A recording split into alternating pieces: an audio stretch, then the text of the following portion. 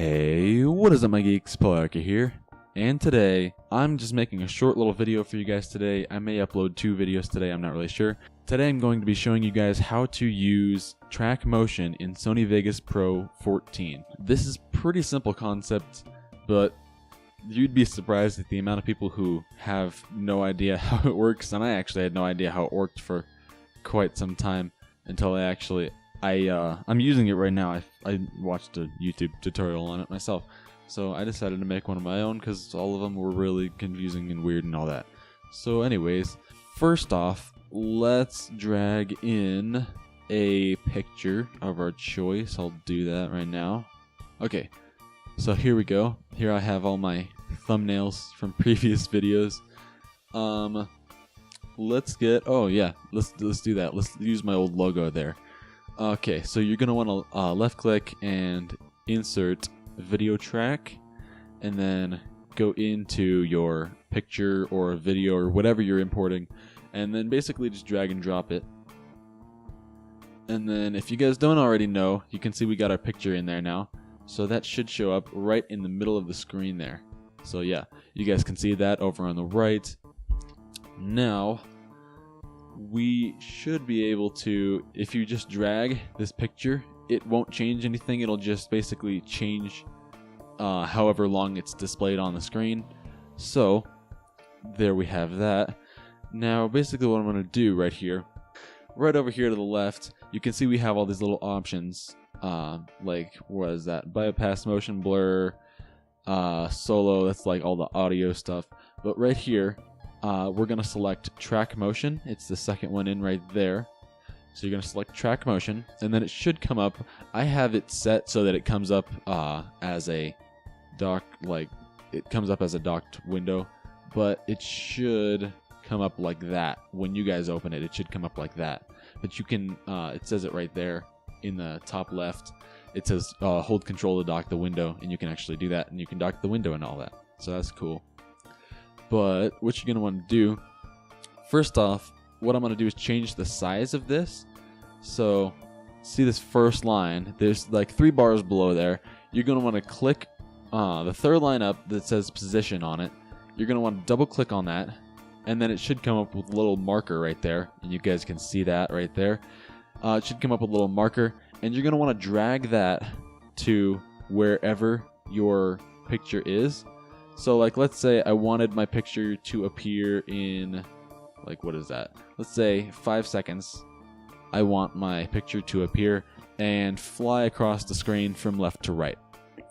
So what I'm going to do is you're going to want 1 dot at the beginning of that and 1 dot at the end. So this dot here is going to be the ending dot and all that, and I'll explain that in a second. So what you're going to want to do with the first dot is, so what we're going to do is change the size. Now you can do that in 2 ways. You can do that with the little position bar over here where it says X, Y, width, and height, or you can just drag the little slider, and then that, you guys can see that changes the size of the picture. So I'm going to put it right about there. Now this is the interesting part right here. You're going to want to drag this, not rotate it, please, thank you. You're going to drag this and make it so it goes off the screen just like that, so that you can't see it anymore. So that, here, you know what, we'll have it fly from left to right, kind of like that. So, but it'll be, straight. So just make sure it's off the screen just like that. Now, what you're going to want to do is click the other dot that you made at the very end of where your video has stopped displaying, or your picture, or whatever you chose to put in. You're going to want to click that dot that you put at the very end of that, and make sure the size is the same, which I believe it is. Is it the same? No, it is not. So that can be changed easily, so I can check here. The width is 737, so then I go in here and change the width to 737, and then it should change the height as well, because it's corresponding, and it's 16:9 ratio, which is usual 1080p screen and all that. So now what you're going to want to do is, since I've changed the size now, so you can see if I drag the little cursor along the timeline here, it will move the image across the screen. So, and I can also see if I play the video, it should, yeah, you guys can see at the top there, it is moving that across the screen, and then it moves it to the very center, and then it disappears. Now, that's not what we want to do. What we actually want to do is we want to have it fly across the screen and end off the screen to the right. Now, how you're going to want to do this is put your cursor to the very end of the clip so you can still see the picture, and then make sure you're selected the dot that's at the very end of your clip, and then drag that so that it's off to the side of the screen, just like that. And there we go. Now, you can see if we drag this little cursor, it flies from left to right. And then let's make this a little shorter here. So you're going to want to drag that, and it'll go for, let's say, 5 seconds. Or no, let's go 10 seconds. It'll fly for 10 seconds across the screen. And make sure you drag that little dot as well so that it stays at the end of your clip.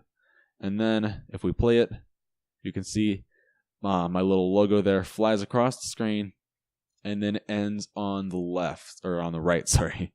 Now, you may be wondering, Paul, how the hell do I rotate stuff? Now, it does say angle here, and I was a bit confused about this at first, because there's a bunch of YouTube tutorials that say, oh, just drag the thing and like rotate it just like that. Yeah, it doesn't work. It just doesn't. So that actually changes the orientation angle right there. I don't know why that does that, but it changes the angle of the thing. So like, let's say I just rotate this there. You would think that it would rotate to that certain point, but it actually just basically just, yeah, it rotates, but the max rotation you can have is 360 degrees, which doesn't really work for anything. So unless you want a set angle that you want your clip to be, then that's what the angle thing's for. But what we're going to do is we're going to have this. We're going to use this little rotation tab over to the left here. And you can see it says angle right there as well. This is in degrees. And like, let's set this to 500. Now, this is at 0 degrees right here. And it will rotate 500 degrees before it reaches that point over there. So before it reaches the end of the clip, it will have rotated 500 degrees. And you can see there in our little preview window, it does just that. And I think that is just about the basics of stop motion. Now, if you guys did enjoy this, I know this is just a short little video. I may upload another one today. I'm not really sure yet, but only if I have time. That Ducky Don Boss compilation, that's coming out soon. Or I suppose Overwatch Central, whatever he's calling himself now. Go look him up. I'll put his channel link in the description below if I can find it. If you did enjoy this video, please make sure to leave a like and a sub. Helps me out so much. You guys have no idea. Make sure to share this video. I don't really care about shares too much, but if you really did like it, share it with your friends and all that, because that'd be cool. Give me more subs too. I like subs. But anyways, that's just about the basics of how that works. If you do want like some advanced, like I know there's guys who go in with like geometric functions, and there's some way to use that I have no idea how to. I don't even know how that works. There is some way to do that, but go on to some other YouTuber's channel if you're looking at like advanced math equations on how to move your shapes across the screen. But anyways, thank you guys so much for watching, and I will see you guys in the next video.